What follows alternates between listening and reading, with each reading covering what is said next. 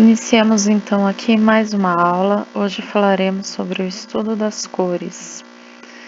Aqui é a professora Marília. Então, para nós relembrarmos, as cores primárias são as cores que também podem ser chamadas de cores puras. São aquelas cores que não se pode produzir através da mistura de nenhuma outra cor. São elas: o vermelho, o amarelo e o azul.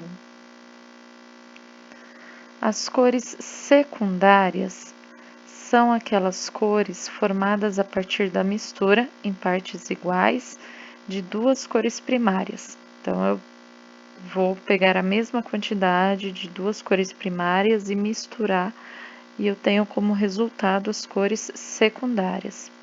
São elas: se eu misturar o vermelho e o amarelo, eu consigo fazer o laranja.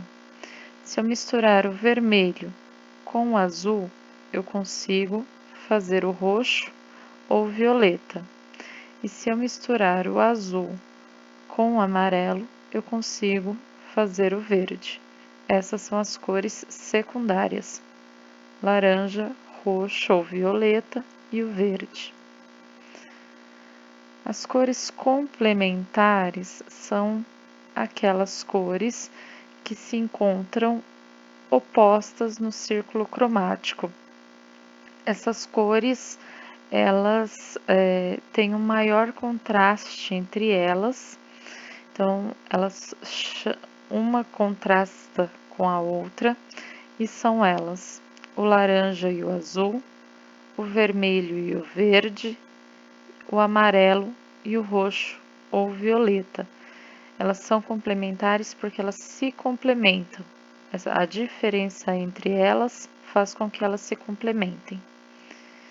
Então, agora nós vamos falar um pouco de um artista que utilizou muito esses conhecimentos sobre as cores, que foi o Georges Seurat. Então, Georges Seurat, ele foi um importante pintor francês. Ele foi considerado pioneiro de uma técnica chamada pontilhismo, aonde você pode pintar um desenho todo utilizando apenas pontos. Assim como Cézanne, Seurat também foi conhecido como um dos representantes do movimento pós-impressionista, ou também chamado de neo-impressionismo. Uma das suas obras mais conhecidas é Uma Tarde de Domingo na Ilha de Grande Jaite, que alterou a direção da arte moderna e foi o ponto de partida do neo-impressionismo. Além disso, ainda é tida também como um dos ícones da pintura do século XIX. Essa pintura, Uma Tarde de Domingo na Ilha de Grande Jaite, ela é um quadro bem grande, todo pintado utilizando pontos. Então, como que o Georges Seurat, ele produzia essas pinturas? Vocês estão vendo toda essa área verde que nós enxergamos aqui no quadro?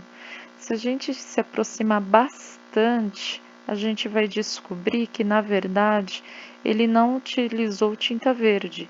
Ele misturou pontinhos amarelos e pontinhos azuis para poder para criar a cor verde aqui. Então, ele usou somente pontinhos para criar esse quadro. É a técnica que nós chamamos de pontilhismo.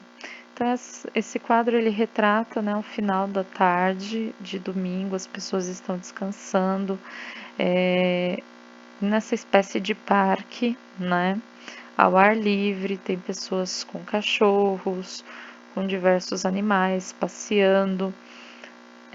Nessa época era muito comum as pessoas, quando saíam ao ar livre, levarem sombrinhas ou usarem chapéu para se protegerem do sol, assim como nós fazemos isso ainda hoje.